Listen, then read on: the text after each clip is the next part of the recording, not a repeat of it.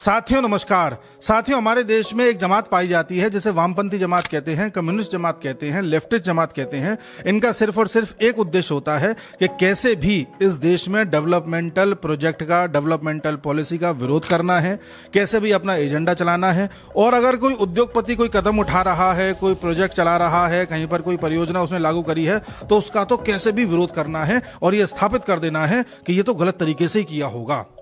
ऐसी स्थिति में आपने समय समय पर कई ऐसे आंदोलन देखे होंगे जो सिर्फ और सिर्फ इसलिए किए गए थे ताकि कोई प्रोजेक्ट रोका जा सके। जैसे नर्मदा बचाओ आंदोलन किया था। इसका उद्देश्य सिर्फ इतना था कि सरदार सरोवर डैम को बनने नहीं देना है।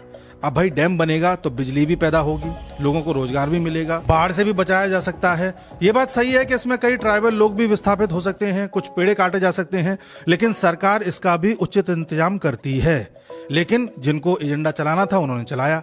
आज भी आप देखिए, निकोबार आइलैंड में हम ग्रेट निकोबार परियोजना चला रहे हैं, जिसके तहत वहां पर एयरपोर्ट बनाए जाएंगे, ग्रीन एनर्जी का निर्माण होगा, कई लोगों को रोजगार मिलेगा और सबसे बड़ी बात कि हमारी डिफेंस फोर्सेस को भी एक अड्डा मिलेगा जिससे कि हम चाइना को काउंटर कर सकते हैं। तो इसका भी वामपंथी लोग विरोध कर रहे हैं और कह रहे हैं कि इससे वहां पर ट्राइबल लोगों को दिक्कत होगी, एनवायरमेंट को दिक्कत होगी। जयराम रमेश लगातार इसका विरोध कर रहे हैं, सोनिया गांधी ने इस पर लेख लिखा है, यानी कि इनको इससे भी दिक्कत है। चलिए ठीक है, कई बार जो ये विरोध होता है वो वाजिब भी होता है। जैसे हैदराबाद में पेड़ काटे जा रहे थे तो वहां पर विरोध हुआ, सही हुआ।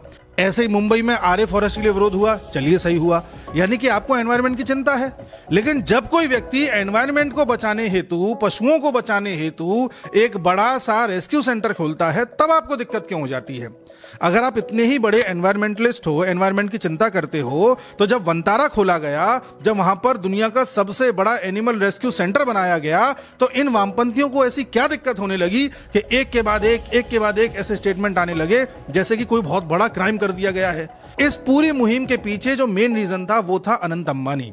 ये सब के सब लोग अनंत अंबानी के पीछे पड़े हुए थे, क्योंकि इनको लग रहा था कि भाई उद्योगपति का बेटा है तो जरूर कोई ना कोई गड़बड़ तो की होगी। कुछ ना कुछ ऐसा निकालो कि लोगों के दिमाग में भ्रम पैदा कर दो कि भाई इसमें तो बहुत ज्यादा गड़बड़ है। तो साहब, एक के बाद एक एनजीओज, बड़े बड़े एनवायरमेंटलिस्ट, बड़े बड़े सेलिब्रिटीज, यूट्यूबर्स एक के बाद एक अपना स्टेटमेंट देने लगे और बोलने लगे कि यहां पर जो एनिमल्स को लाया जाता है वो इलीगल तरीके से लाया जा रहा है, वो ठीक से ट्रांसपेरेंसी नहीं बरत रहे हैं, यहां पर एनिमल्स की ठीक ठाक तरीके से देखरेख नहीं हो रही है। यहां तक कहा गया कि मनी लॉन्ड्रिंग की जा रही है, फाइनेंशियल इरेगुलरिटीज बढ़ती जा रही हैं, ये भी कहा गया। फेमा के तहत कार्रवाई की जाए, इसकी मांग की गई। पीएमएलए लगाया जाए, इसकी मांग की गई। यानी कि इस तरह से ट्रीट किया गया जैसे कि जानबूझ करके एनिमल्स को परेशान किया जा रहा है। जबकि आप वंतारा में जाएंगे, ये गुजरात के जामनगर में है, लगभग 3,500 एकड़ में फैला हुआ है। इसमें लगभग 1.5 लाख के आसपास एनिमल्स को रेस्क्यू किया गया है और साथ ही 2,500 से ज्यादा अलग अलग प्रजातियों के जानवर यहां पाए जाते हैं। और इसमें एक से एक हॉस्पिटल हैं, सीटी स्कैन, एमआरआई, एक्सरे, जो कुछ भी एक मनुष्य के लिए किया जाता है 5 स्टार हॉस्पिटल में, ऐसी ही सुविधाएं वहां एनिमल्स को दी गई हैं। इस पर दुनिया की अलग अलग डॉक्यूमेंट्रीज भी बन चुकी हैं, दुनिया में इसके प्रूफ्स भी अवेलेबल हैं। लेकिन इस देश के कुछ वामपंथियों को दिक्कत हो रही थी, तो साहब शिकायतें करी उन लोगों ने। आपको वंतारा की कैपेसिटी का अनुमान लगाना हो तो आप इस बात से लगा सकते हैं कि ऑस्ट्रेलिया जो भारत से भी बड़ा है साइज में, ऑस्ट्रेलिया का सबसे बड़ा जो जू है उसका नाम है टारोंगा जू। इसमें कुल एनिमल्स हैं 5,000 और वंतारा में है 1.5 लाख। वंतारा को लेकर के कई देशों ने जॉइंट इन्वेस्टिगेशन भी की है। जैसे जर्मन का एक इन्वेस्टिगेटिंग आउटलेट है जिसका नाम है SZ। ऐसे वेनेजुएला का मीडिया का जॉइंट इन्वेस्टिगेटिंग आउटलेट है जिसका नाम है armando.info।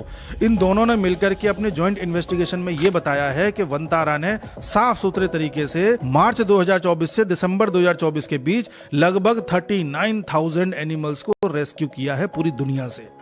इस बात को छापा गया है, लेकिन यहां के लोगों को दिक्कत थी। अब साहब, जब दिक्कत ज्यादा बढ़ गई तो सुप्रीम कोर्ट में मामला ले जाया गया।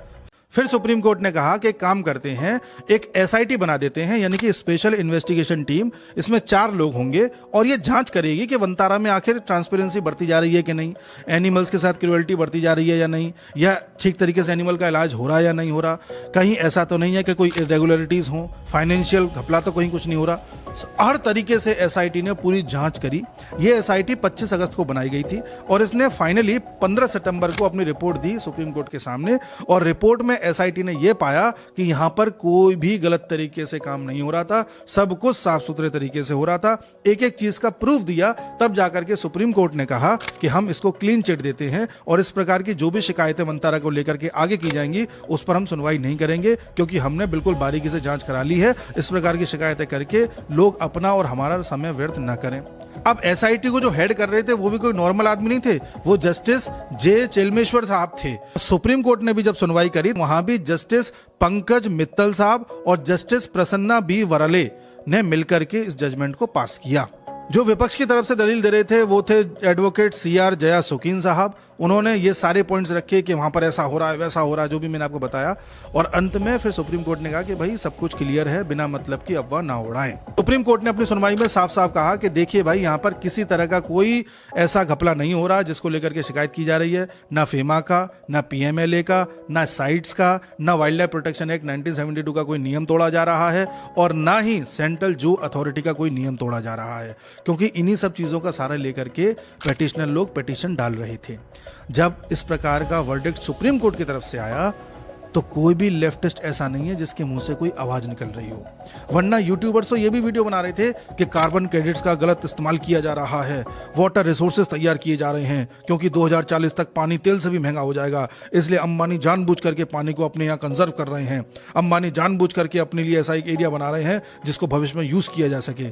लेकिन उन्हें पता ही नहीं है कि अभी जगन्नाथ रथ यात्रा चल रही थी अहमदाबाद में, जब कुछ हाथियों की हालत बिगड़ गई थी तो उन हाथियों को इसी वंतारा में रेस्क्यू किया गया था, और जब वो ठीक हो गए तो उन्हें वापस डिस्चार्ज कर दिया गया। इसका जिक्र कोई नहीं करता। हाथियों को लेकर के भी अब बढ़ जाती है कि हाथियों को इलीगल तरीके से लाया जा रहा है, उनके साथ मिसट्रीटमेंट हो रहा है, जबकि हाथियों के लिए ऑपरेशन की उच्चतम व्यवस्था है, यहाँ पर वर्ल्ड क्लास व्यवस्था है। हाथियों का खड़े खड़े ऑपरेशन हो जाता है, इसको कोई नहीं बता रहा। ये सब फेक एनिमल लवर्स हैं जो एनिमल के नाम पर यहाँ प्रोपेगेंडा चलाते हैं। अब आप देखिए, क्या गाय एनिमल नहीं है? उसको लेकर के तो कभी कोई ये आंदोलन नहीं छेड़ते, कभी नहीं कहते कि गाय को मत मारो, इलीगल स्लॉटर हाउसेस बंद कर दो, या जितने भी बूचड़ खाने उन्हें बंद कर दो। कभी ये नहीं कहते कि भाई जो है जानवर को मार के नहीं खाना चाहिए, तब एनिमल बीच में नहीं आता। लेकिन जब एजेंडा चलाना हो तो ये एनिमल लवर बन जाते हैं। तो इस तरह से पूरा एक इकोसिस्टम काम करता है। हम सब भारतवासियों को ये देखना चाहिए कि लार्जर बेनिफिट किस चीज में है, लार्जर बेनिफिट जिस चीज में है उसको आगे बढ़ाना चाहिए। कई बार जब आप कई लोगों को फायदा पहुंचाने के लिए कोई काम कर रहे होते हो तो कुछ लोगों को वहां पर हानि भी हो सकती है, लेकिन सरकार का काम ही यही है कि उन लोगों को हानि न होने दी जाए, उनके लिए भी उचित व्यवस्था कर दी जाए, जो सरकार हमेशा करती है। उसी प्रकार से जब कोई उद्योगपति कोई प्रोजेक्ट लेता है तो उद्योगपति अपने मेरिट और अपने पैसे के दम पे ले रहा है। आपके पास पैसा है, आप बना लीजिए, आपके पास पैसा है, आप बोली लगाइए, कोई प्रोजेक्ट आप हासिल कर लीजिए।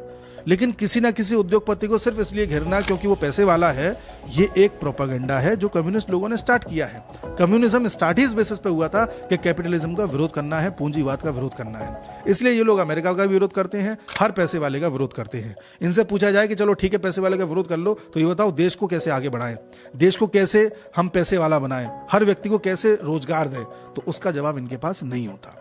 तो आगे से इस प्रकार के किसी भी प्रोपेगेंडा में आप न फंसें, सच्चाई का सामना करें, उसको खंगालें, उसको सर्च करें, और अंत में जो कानूनी रूप से सही हो उसी को स्वीकारें। मिलते हैं अगले वीडियो में, तब तक के लिए नमस्कार।